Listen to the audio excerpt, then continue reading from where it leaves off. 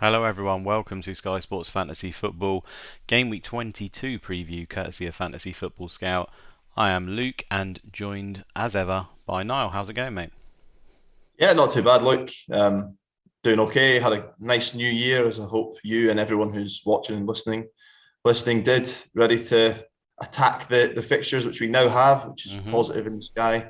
But yeah, all right. I think obviously a little bit deflated by the Christmas fixtures, which is always a exciting part of the year, kind of being dominated by COVID, affecting just the general enjoyability of the game. Mm. Less transfers being used, more sweating over lineups, and teams fielded massive understrength sides, and just a lot of chaos in general. So hopefully, as we advance through the next few weeks towards the overhaul, we've got a little bit more certainty now the fixtures are out. But yeah, certainly a decent amount to talk about today, and yeah, looking forward to it. So, how are you getting on? Yeah, not so bad. I suppose I don't mean to be depressing on this pod. It does feel like we are quite a lot, but it's just because I think as Sky veterans, we played it for a very, very long time, and we really love the game. And the big appeal of this game is it does reward players in general that have planned quite far in advance. They've used fixture days to their benefit. They've planned on specific players as captains for specific days. And it just feels all out the window at the moment, really, doesn't it? That sort of edge has kind of gone because we're thrown to the lions every week with. It might not just be that your player doesn't play because he's got COVID or whatever. It could be that the whole game's called off. It could be that the fixtures aren't dropping until almost within a week or 2 weeks before they're due to be played. So how can you kind of structurally plan? You're almost aware that they might happen, but you don't know when they'll pop in necessarily. I know there's some very good people out there who are good at predicting these sort of things, but I think even this week the fixtures that dropped. I think it was actually expected there'd probably be more fixtures slipped into this week, and it's turned out to be quite. The games aren't the greatest of games that they've put in terms of the quality up the leaderboard. So yeah, we roll on, we keep going, and we hope that eventually it will begin to sort itself out. But yeah, in terms of points wise for my team, to be honest, it's not been going particularly great. I'm still around where I've been for most of the season actually, apart from the first few weeks. So you can see my rank on the screen there, so sort of 1.5k. I actually have my other backup team up on my screen, so let me bring my other one up. I bought Thiago into my backup team, so that's gone well because apparently there's rumours he's out for the whole season, so that's another masterstroke. But that's another team I'm not using at the moment. Oh, Yeah, the rest of my team's okay. I mean, I've got Bowen and I've got Antonio, so that's worked out pretty well. They've been doing okay for me. I have had Ronaldo in my team, who's been very up and down, but I felt like he's kind of necessary to cover it. My back line is still Rudiger, Cancelo, Trent, Alexander-Arnold. I think those three are still right now. It kind of feels like the back three, for me at least, is the way to go because none of these other teams are particularly reliable and they've lost a lot of their players. I think you could argue you could stick another Man City in there, but Rudiger, Cancelo, Trent feels like the best three you could probably have at the back, personally anyway. I went for Martinez a few weeks ago in goal, which has just been chaos because Villa's games just keep getting taken away, and even if they do play, he's been getting negative points. So, funnily enough, I should have just kept with the Chelsea goalkeeper, and it would have actually got me more points, ridiculously. So yeah, tad unlucky there. But I think the best player in my team of late has actually been Norgard, who's just been a godsend. Like literally every game he plays, he turns up and he gets some sort of bonus points, the cheap enabler. And he's actually of quite use coming forward if you don't want to make transfers. You can actually use him on a specific day we're going to talk about. So Norgard, pretty good. I'm still sat with Salah in my team, so ideally I need to move him on.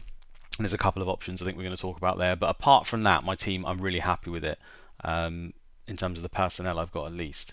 So it's really just who I'm going to move Salah onto.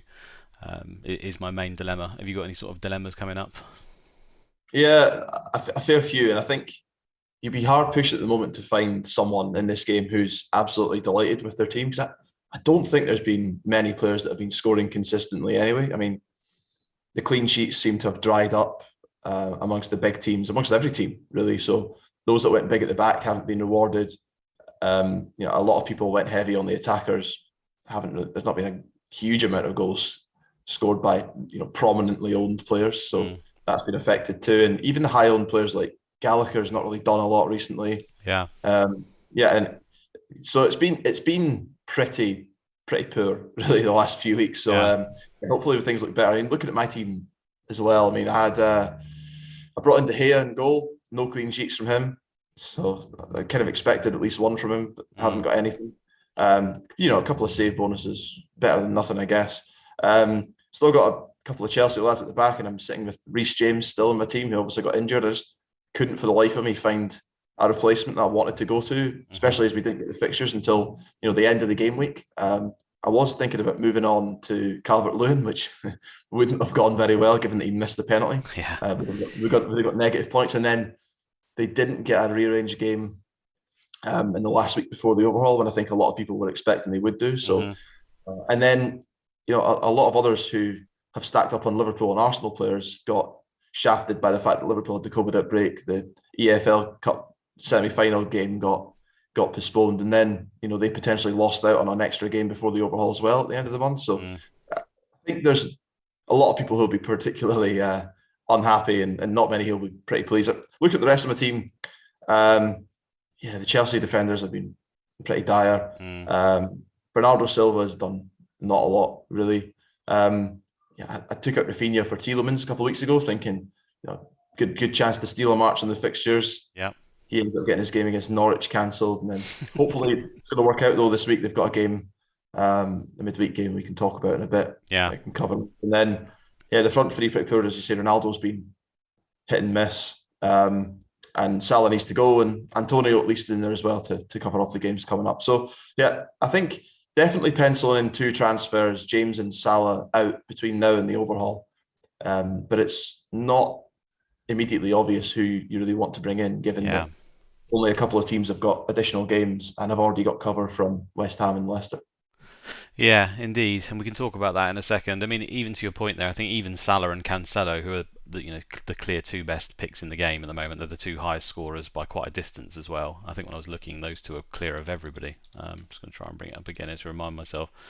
Yeah, Salah on 203, Cancelo on 175, and then you got Diaz on 147. So as the third highest scorer in the game, those two have been the standout captain picks virtually any game that you play.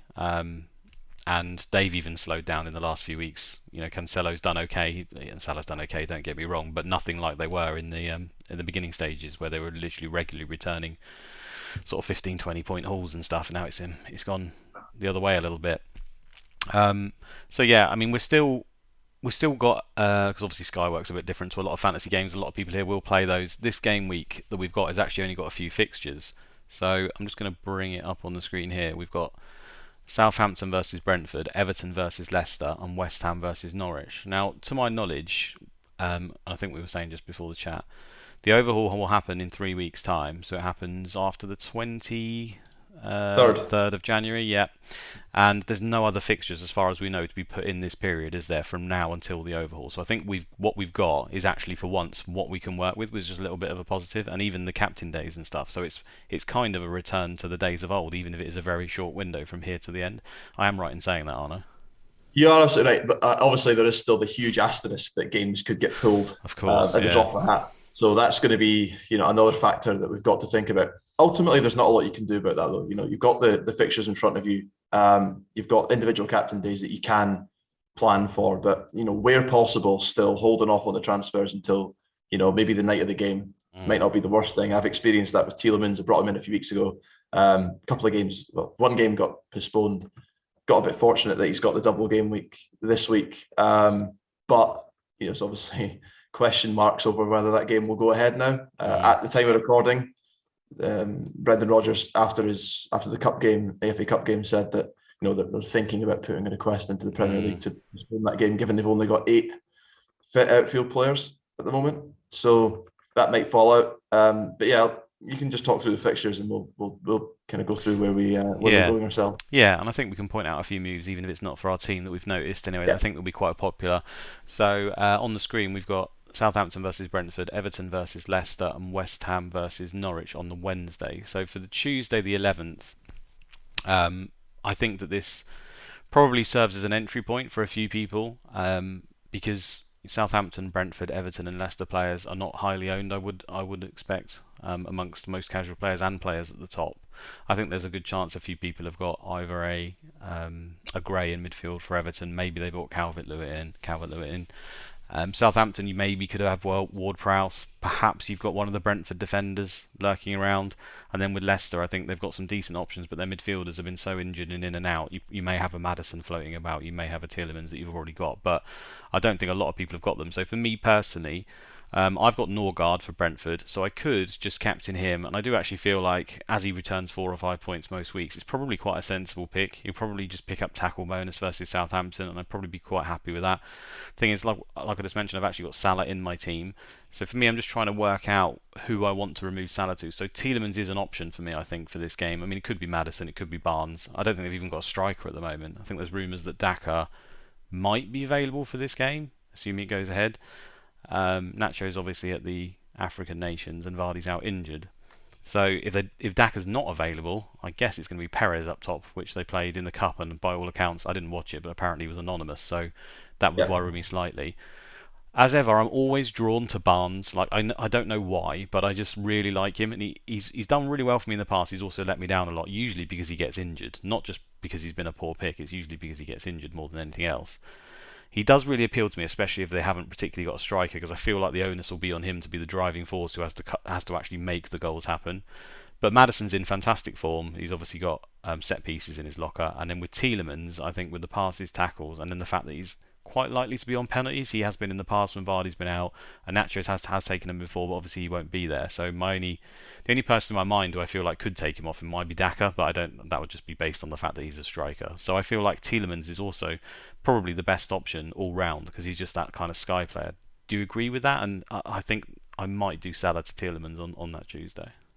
Yeah, I don't think you could have hand selected a better opponent for Tielemans than Everton, just because they hate the ball. Mm, They give away a lot of possession, and if Tielemans is playing in a deeper role, say than Maddison, hopefully knocks the ball around and picks mm, up a passing bonus at the very least. And if you've got the armband on him, that's 4 or 5 points doubled to 8 or 10 right off the bat. yeah. So, and the fact that Vardy's out, he's got penalties. He took the penalty in the cup game against Watford. I think it was the first goal he scored against Watford over the weekend. So, yeah, I think he's probably the standout option for me.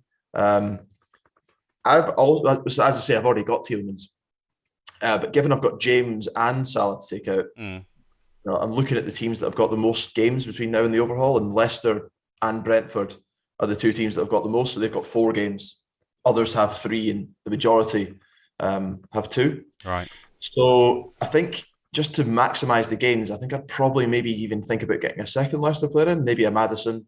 Barnes might be a roll of the dice. But I think in this particular game, Tielemans strikes me as the best captain just because of that potential for passing bonus. Yeah, I like that. Um, I like that. yeah, I think also other players from Leicester to look at, maybe Ademola Lookman, who, given they've got so many players out, will probably play. And I think if Daka, I'm sure will come back in at some point over the next week or two. But Mm. if he misses out on Tuesday, he may play up front instead of Perez, or I they really might like rotate. Lookman when he's on the pitch. He always looks really, really lively, doesn't he? He's one of those. He's never really got the returns he deserves, but he always looks like a very good direct footballer. And I always think when he gets on the ball, he's going to make something happen. So I do quite like that. And he's quite cheap as well. So I think he's another option.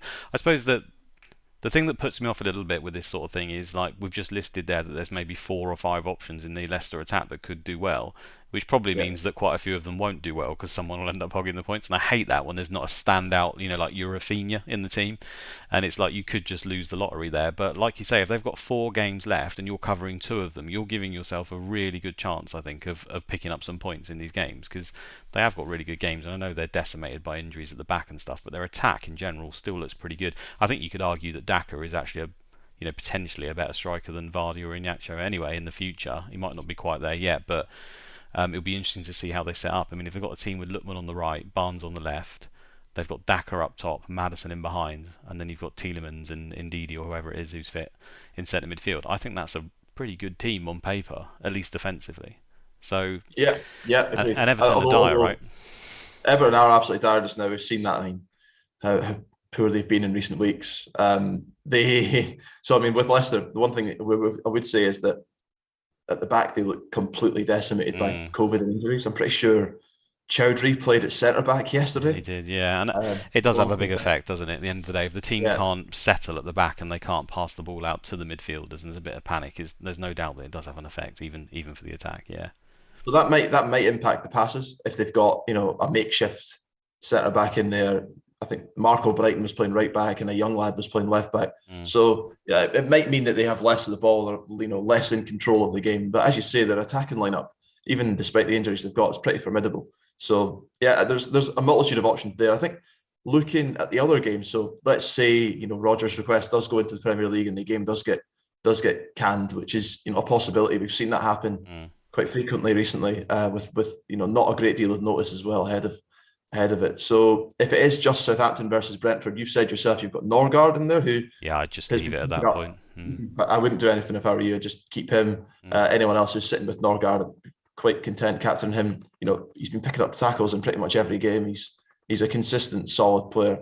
But if you've not got anyone, again, Brentford, like Leicester, are the only team that have got 4 games between now and the overhaul. Right. Now, the problem that and so if you've not got a captain that day, it's a chance to double up on it. So effectively, it's an effective 5 games between now and the overhaul, which is quite a lot. Although the other games they do have Liverpool, Man United back to back. Man United aren't in great shape just now, so that might not be a bad game. But then they've got Wolves as well.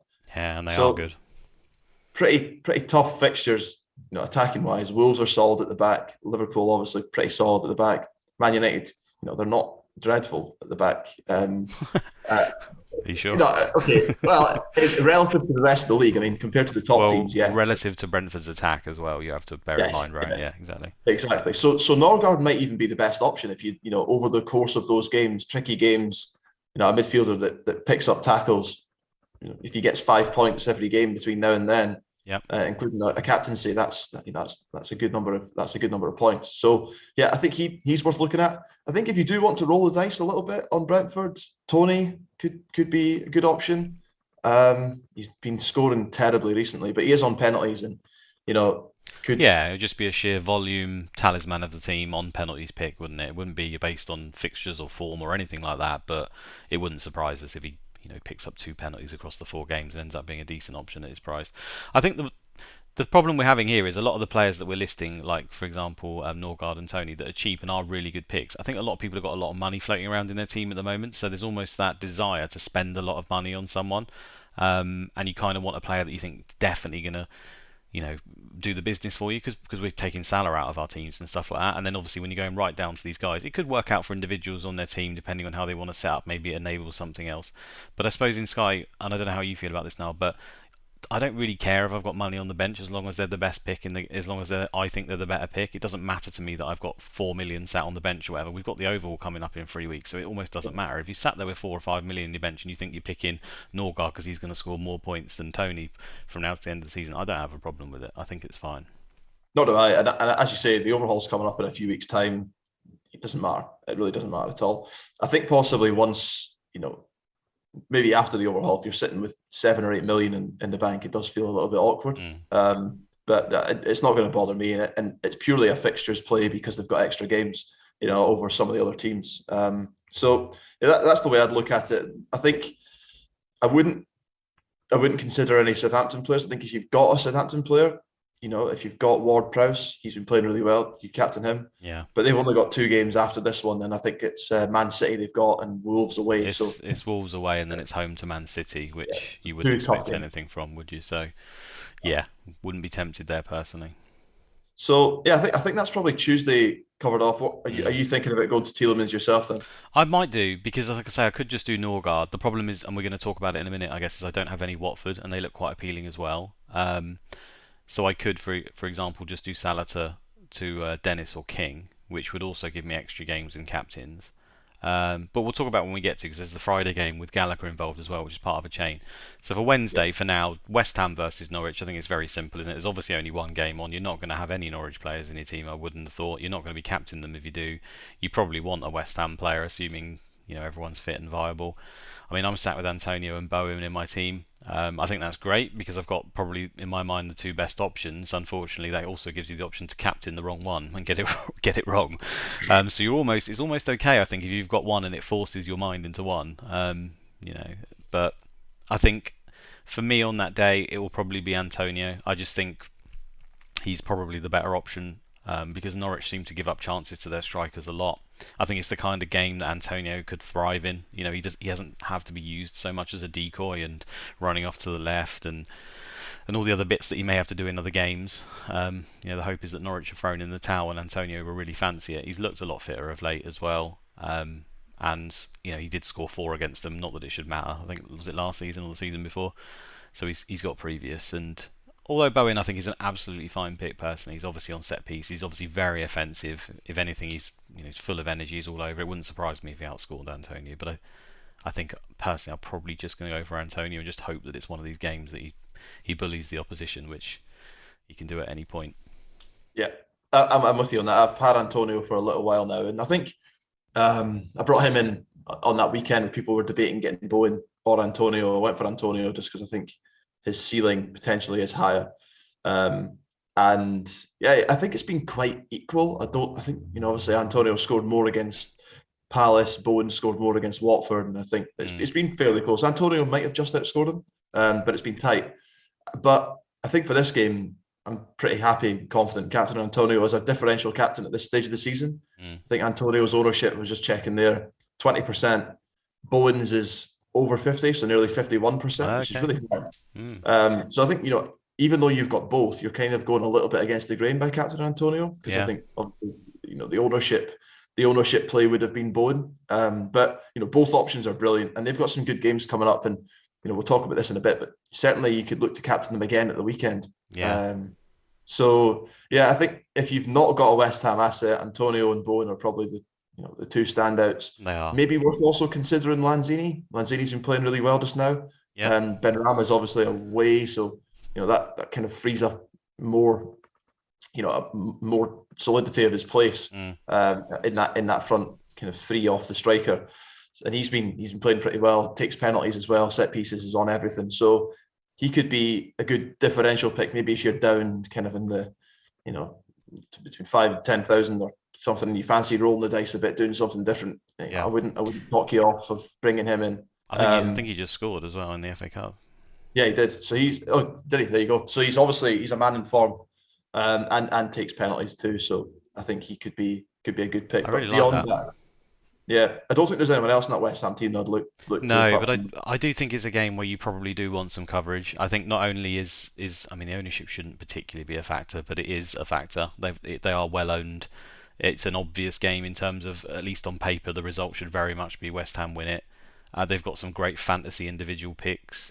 It all points to having someone, and then on top of that, it's not just for that individual game, because I feel like, although the games aren't top tier, they were at home to Leeds after that, which could be another bloodbath potentially. We know how Leeds sometimes carry on, and then their final game, I believe it's Man United, which, like we just said, Man United aren't in the best of form, and if anything, I'd say West Ham are probably a better team at the moment than Man United. I know they're away to Man United, but it wouldn't be a surprise if that game was just 1-1 or 2-2 or something like that, right? Or West Ham even pulled out a result. So it's not just for the Norwich game. So if you're sat there without anyone, which I don't think many will be, I think you get it done. And I do like Lanzini as that punt, because if he is on penalties and he's obviously in form, I think it's the differential factor as well I quite like there. And the fact that the problem with Lanzini is minutes aren't always assured, but with Ben Rama out, it's looking pretty good for him. Agreed.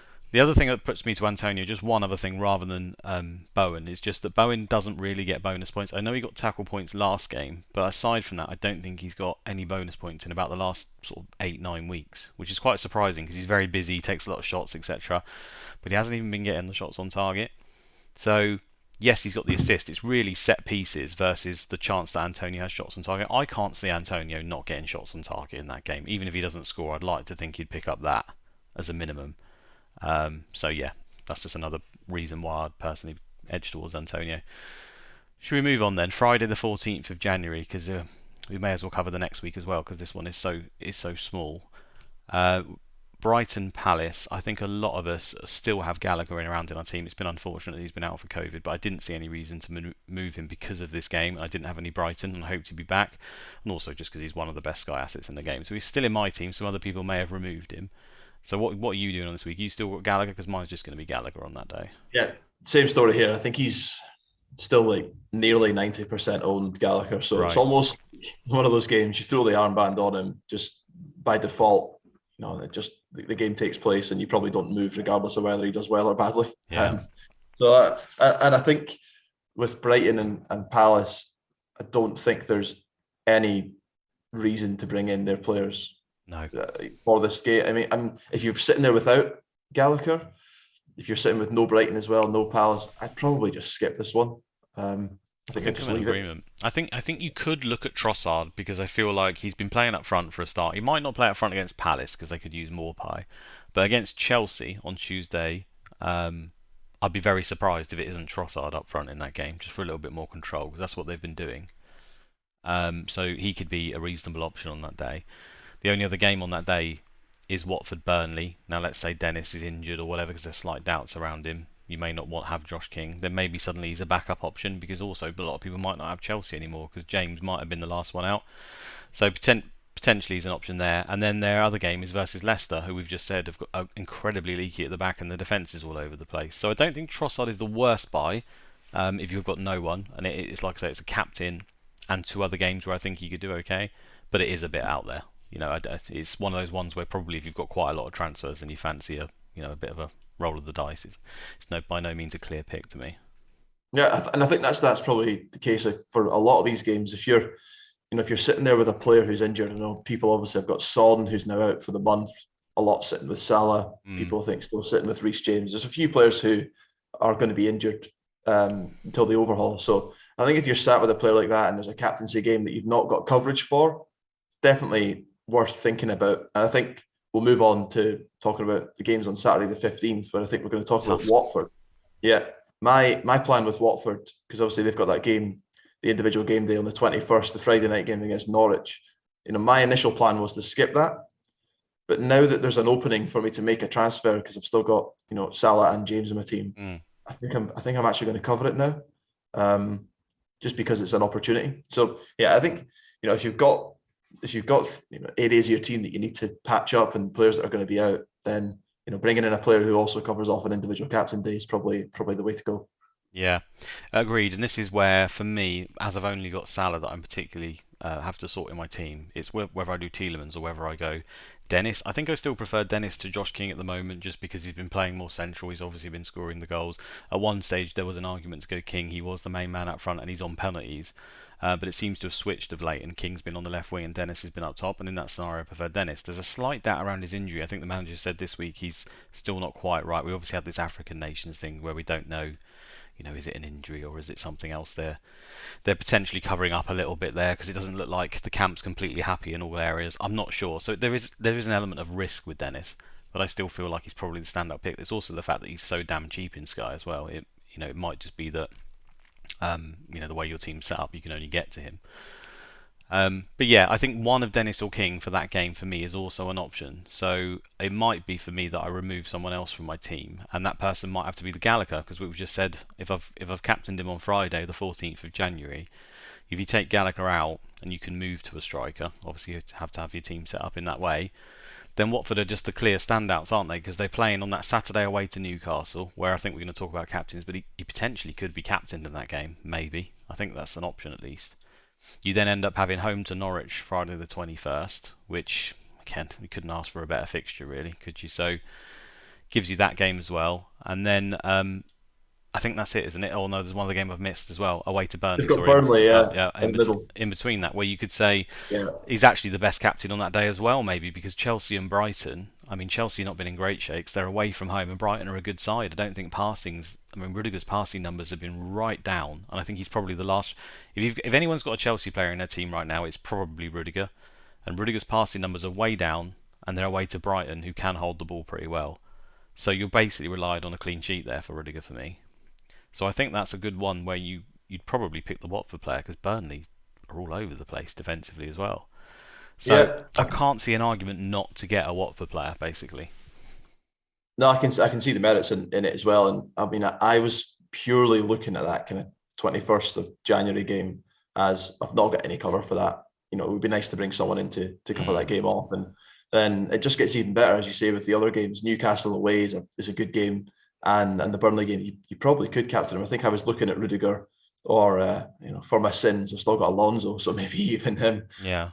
That night. But yeah, and Dennis he's been in such good form. I know he's probably 20% owned, but how often is it we get a player that's 5.5 million as a striker who's been, in the top. Was he? Is he in the top two or three strikers so far? He certainly was until recently. Let me check. Let me check. So he's right up there. Yeah, And he's yet, the 4-5 scoring striker overall, and that's only Jota's only just tipped him recently. And Jota's you could argue he maybe should even been a midfielder. He is in other games. Obviously, he's been playing up front for Liverpool, so they kind of got it right. But yeah, he's in the top four. so for his price, I mean, that's absolutely outrageous. So people seem to have been completely asleep on him the whole season, including myself, if I'm honest. So I think this is probably the chance to get him. Although, obviously the reason people were holding off is because of AFCON. He didn't go to AFCON. There was rumours that he was unhappy about it. He then got taken off at half time against Spurs. Apparently it's an injury, but he's got history for throwing tantrums. Dennis, his previous club, I think he refused to play against or for Bruges when he didn't get his favourite seat on the team bus. So he's definitely got history for it. So I would be a little bit concerned. Obviously, you don't see the team on the 15th, the game against Newcastle, when you'd be thinking about bringing him in if you're taking out Gallagher from the day before. But if he is fit and is going to be playing, then I think he's definitely the option. If I don't hear more, it could be a bit of a sweaty one. You might just think. I think if you truly want to be safe, you go Josh King. If you truly want to be safe, he's going to play and he's on penalties. So let's not beat around the bush. He could just outscore Dennis anyway, even if he's on the left wing. If he gets lucky, you get 2 penalties versus Norwich, for example. You're laughing, aren't you? To be honest, it's going to come down to probably that game where we're going to captain him. Who's going to score most on that day versus Norwich is probably going to matter more than who scores the points in the next 2 games if they're not your armband. Yeah, I think I'll chance Dennis because I've got nothing to lose where I am. I think if you're right at the top, there's an argument to say, well, do you know what? I will just go Josh King and be quite safe and quite secure. I suppose you could flip that round and say, in terms of ownership, you could just go King to be different as well. So I think you get one of them, and it's not. I don't think anyone can sit here and say for sure which one is the actual better option. It may be you're forced into one of them based on the price because there's 2.1 million between them, unbelievably. Yeah, I mean, who do you think you're going to captain on that Saturday then? Because Man City are home to Chelsea. Chelsea aren't in great shakes, and Man City, I'm just always drawn to Cancelo. So to be honest, even though we just talked about Watford having that great game against Newcastle, we've also got Burnley versus Leicester on that day, where we might now have Leicester players in our team because we might have brought them in versus Everton. So I think they're viable because Burnley have been that bad recently. You've got Norwich Everton, so some people may have taken the plunge again on that Tuesday and got Calvert-Lewin in or whoever else. Obviously Norwich are basically the best opponents in the game, so Calvert-Lewin is obviously viable there, I think. Wolves Southampton, I don't think you captain anyone there, but you'd probably expect Wolves to keep a clean sheet. Then the way they've been playing. Then Aston Villa versus Man United. Obviously, it's a tough game for Man United, but Ronaldo is world renowned, isn't he? So he could, I mean, he's a great player. He could easily just get goals or captain. He could score a hat trick in any game, couldn't he? I know it doesn't seem like it, but it's one of those ones where historically he's just such a good player, and on penalties that he has to come into your mind whenever they're playing, I think. So you could argue you could go Ronaldo there, but for me, I'm probably on Cancelo. I don't know, maybe the Watford player. Yeah, I think right now I'm actually on Ronaldo.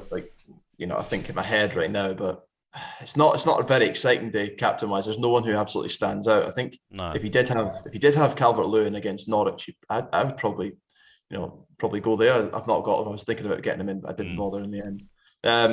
Cancelo against Chelsea does strike me as quite a tough game. I know Chelsea haven't been anywhere near as good as they can be recently, but you would still probably expect them to get a goal in that game. City have been conceding a little bit more recently.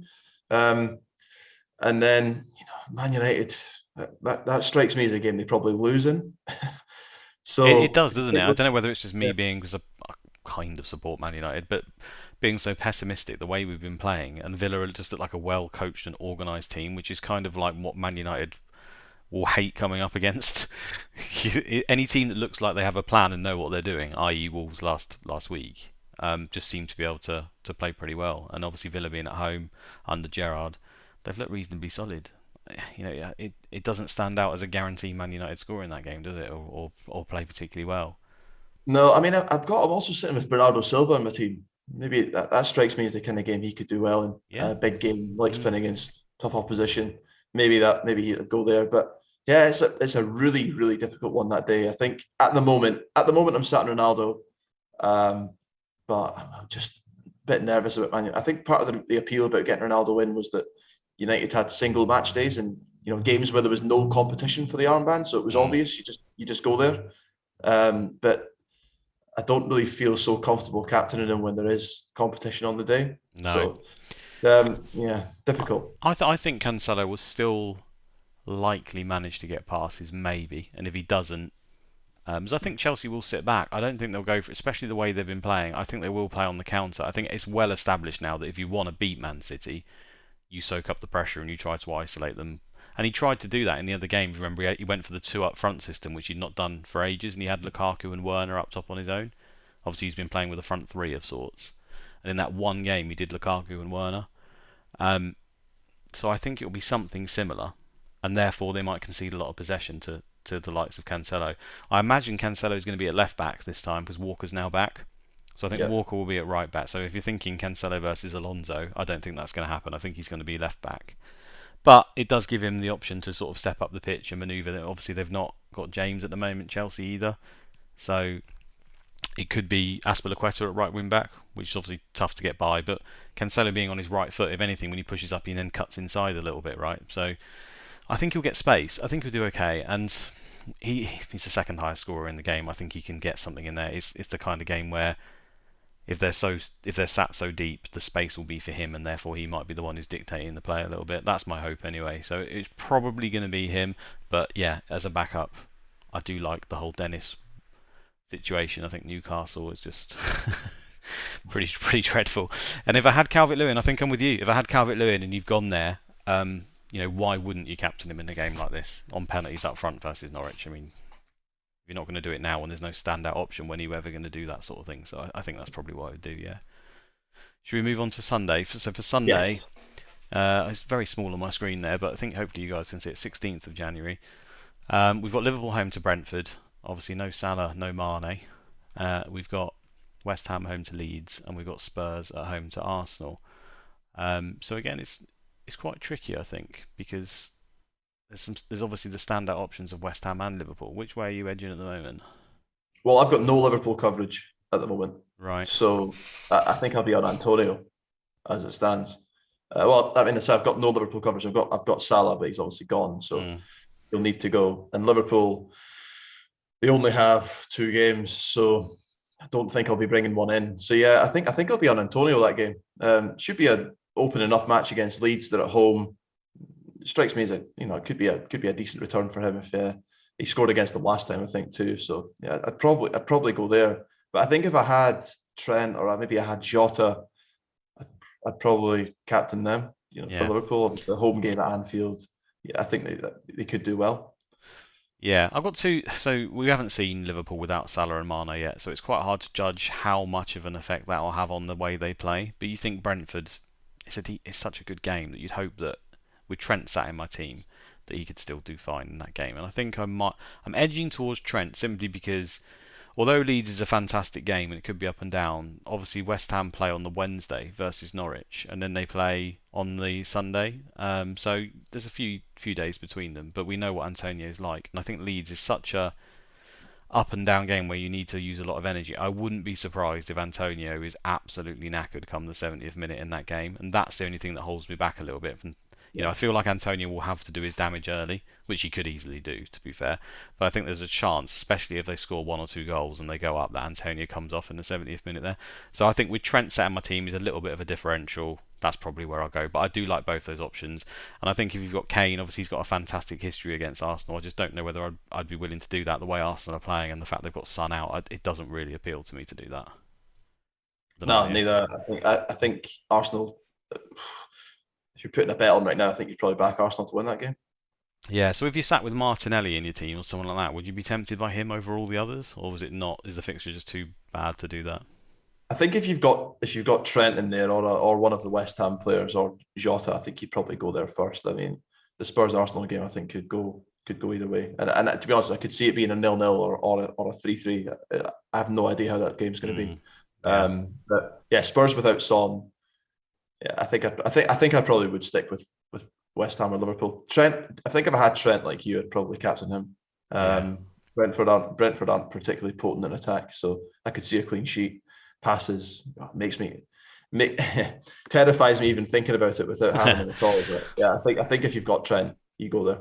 My only worry is that Tony drops deep and he goes on that left-hand side a lot. I think it makes sense for Tony to sit on Trent Alexander-Arnold because he's obviously the weak spot in Liverpool's team defensively anyway most of the time. And people know that if you want to get at Liverpool, that's probably your only chance is down that right back position, and Tony has been doing that. So I think he'll probably sit there and try to bully him in the air. It's just whether that's going to matter at all when Liverpool are on the ball and he's pushing forward. Probably not. So yeah, Trent stands out to me there. Then we've got Tuesday. I can't see on my screen. Is it 18th? I think it's 18th. And you've obviously got Burnley, Watford, Brighton, Chelsea, like we were talking about. I've got Rudiger sat in my team right now. If I didn't do the Watford move, it would just be Rudiger. But if I do get the Watford player, I might be tempted just the way the passing numbers will be going from Chelsea. I know Brighton struggle to score, but they are a decent side, and at home they can manage a goal every now and then. So I think I'd be tempted by the Watford player. Yeah, I think so. I mean, I do have Alonso there, who, you know, as bad as he's been, still can get assists, Mm. takes some free kicks, set pieces, that kind of thing. So maybe I could throw the dice on him just because there's not another standout option, and Rudiger's not been passing the ball about anywhere near as much as he probably should have been, or what we were expecting he was going to. Mm. So, and Brighton do like to keep the ball as well. So I think possibly might lean towards Alonso out of the two of them if I had to. But I think if I've got Dennis by that point, or Josh King, who I'm probably going to bring in on that Saturday, they could be a better option against Burnley, who are nowhere near as stern at the back as they probably have been in recent seasons. Yeah, agreed. On to Wednesday, so Leicester home to Spurs, and then you got Brentford at home to Manchester United. I've got Ronaldo sat in my team. It's probably just going to be Ronaldo on the basis that, yeah, it's Brentford that he's playing, and you'd like to hope, as bad as Man United have been, that they can sort themselves out there. I think a Leicester player is relatively appealing if they've sorted themselves out the way they're playing. Obviously home, but I can't see it. Ronaldo, as we've already discussed, Ronaldo's the clear man who is most likely to get the goals for Man United, whereas Leicester, it could be one of about six players on the pitch. So I feel like Ronaldo's just the clear choice that day. Yeah, I think so too. I think if you're sitting there with Kane in your team, and Leicester are playing, a Got a great makeshift record back versus them line. as well. Yeah, yeah, Yeah, I think that's a lot. Yeah, if you've got Kane, I didn't even think about that. To be fair, if you've got Kane, it's a decision. I think it is a decision. It's just with Son, and we'll have seen them without Son since then. So maybe we'll get to see how that works out, because Son hasn't been playing particularly well, but he does seem quite important to the way that they set up, and it'd be interesting to see how they work that out. We may as well do the final week before overhaul as well, because all the games are so condensed. So just very briefly, and obviously because any transfers we make, we have to factor this week in as well. Really, we've got Watford at home to Norwich. There's nothing to be said there. It's going to be King or it's going to be Dennis, isn't it? Saturday the 22nd of December. Where'd that come from? From January. We've got Everton at home to Villa. We've got Brentford at home to Wolves. Leeds at home to Newcastle. That really stands out. I don't have Rafinha in my team. That worries me a bit. Man United home to West Ham, and Southampton home to Man City. We don't get to see the Man City lineups though. So I think the question on most people's lips will be, do you go for Ronaldo if you've still got him in your team, or do you risk a Man City player? I suppose that's probably the decision that day. yeah. I think Man City have become a lot more predictable in their lineups. Cancelo, I mean, he even played in the cup this week, didn't he? So I think he's pretty nailed on to continue playing. I'd be comfortable captaining Cancelo that day, I think, and I probably would lean in that direction against Southampton. Mm. Just because, again, looking at that fixture, I could see United losing that game to West Ham. Sorry, but I could. Mm. So I think I'd probably lean towards Cancelo and then Ronaldo second. I think those who've got Rafinha home to Newcastle, they've obviously held him for a while. He's been injured sorry, he was out because the games were postponed, and then he didn't do anything against Burnley. But I think if you've got him and you're fancying a bit of a gamble, you could go there as well. So three options there for me: Rafinha, Ronaldo, and Cancelo. But I think I'm leaning towards Cancelo. Yeah, mine would be Rafinha if I had him. I think Cancelo as well, even ahead of Ronaldo. Let's move on to Sunday. Arsenal at home to Burnley, Palace at home to Liverpool. Will the African nations players be back by then potentially? I don't think they will they? I think there's a Yeah, I don't think they will. I think there's possibly a chance that some if they've been might be knocked backing out, up they around might be that like week. a day before it and probably not ready for it or something like that. Yeah, I think so. I think Yeah, so. Leicester home to Brighton, Chelsea home to Spurs. I don't have any Arsenal in my team. I think that's a clear pick if you've got any Arsenal. I imagine that game's just, I mean, the way it's been going at the moment, I'd imagine that's just a standard 3-0 Arsenal or something. So I'd be very tempted about an Arsenal player, to be honest with you. I don't. I'll probably have Tielemans at this point, home to Brighton, so he's an option for me. I'll have Rudiger at home to Spurs, potentially an option, and then obviously I'll have Trent Alexander-Arnold, who's away to Palace. So for me, I don't think it's clear cut, and it'll probably end up on Tielemans or Trent for me in that scenario. But yeah, I think if you've got an Arsenal player, it's pretty clear. Who are you looking to captain on that day? Then you'll probably have two Leicester players by that time, won't you? Yeah, barely thought about this one. This is the last game before Mm, the overhaul. But I think looking at it, initial reaction would probably be if you had an Arsenal player like you say, you'd maybe want to go there. Liverpool, it's a tough game. Palace looked good at Sellers Park this season, so I'm not sure I'd be as confident captain a mm. Liverpool defender that game. Um, Leicester home to Brighton maybe, but it doesn't look like the kind of game that Tielemans would get passing in. I think if I was holding Maddison, that might be the game I'd go with him.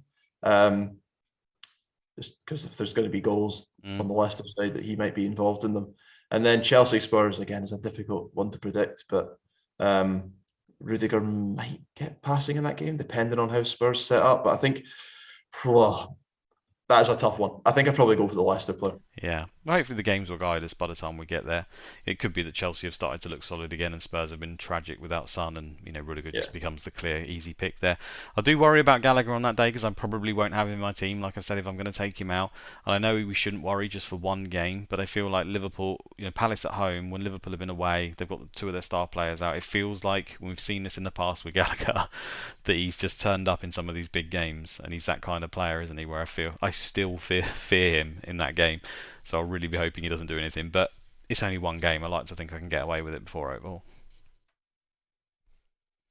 I think that's it then, Niall. Is there anything else you want to talk about, mate? I think we've covered the next few weeks. I mean, it's quite tricky to, like I say, with the Oval, we don't really want to make moves because we're going to be able to completely change our team in a little bit. But at the same time, we've got this opportunity of these game days and the fixtures right in front of us, and there's a lot of 3-for-1s and stuff. So I do feel like it's definitely worth using it on that Leicester player and a Watford player. I think those are the two that just stand clearly out to me. I don't really see any others. I'm sure there are some other moves, team dependent, but those two to me seem like they're going to be worth it. You've got captains thrown in there, and you've got extra days.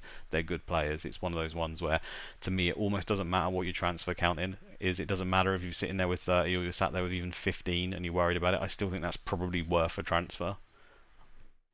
Yeah, I agree. I think the last month or so has been a really frustrating time in Sky just because festive fixtures are normally a time where you can kind of open the traps up and make a few transfers, really capitalise on the fixtures. It's not been the case this year. And, even right now, we're in the period just before overhaul where there's diminishing returns on transfers with the fewer games that you get. So I think a lot of managers probably will have held on to more transfers this season than maybe they have in previous.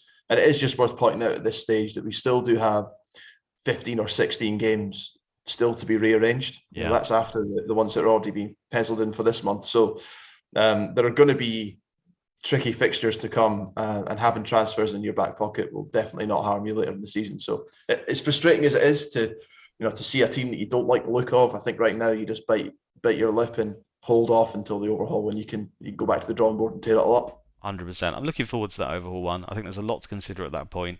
I think we saw last season, for example, Man City, when they won the league, just started messing around with their lineups every single week towards the back end, and we're looking close to a similar situation. It might be by the time we get to overhaul that Man City are just in a position where, there's a very good chance they start to rotate their lineup heavily towards the back end, especially if they're still in the Champions League. So you've got stuff like that to think about. If you're sat there with a lot of transfers, you can maybe go into Man City quite hard and then have the transfers to sort that out later if it becomes a problem. Whereas someone like me who's probably got a little bit less, or people even less than me, you might not want to pick 2 or 3 Man City players. If you sat there and start getting, Cancelo, Laporte, maybe you like the look of Foden, example, and then, in a few weeks the league's pretty much done. I'd be surprised if those guys are playing every week, which is the concern, right? So we've got stuff like that. But anyway, I'm looking forward to that pod, and I think that's a chance for it to shake up a little bit as well. So yeah. Last thing for me to say is just, if you haven't already, guys, check out the website Fantasy Football Scout. Membership's on there. It gets a lot of the stats and data that me and Niall use for these videos, and it's just generally pretty helpful for picking your teams. At Overhaul, we'll look a lot more into this actually, and it'll help to shape some of the 50-50 picks, and we'll use it for that. It's a goodbye from me. Goodbye from me. Catch you next time, guys. Catch you later.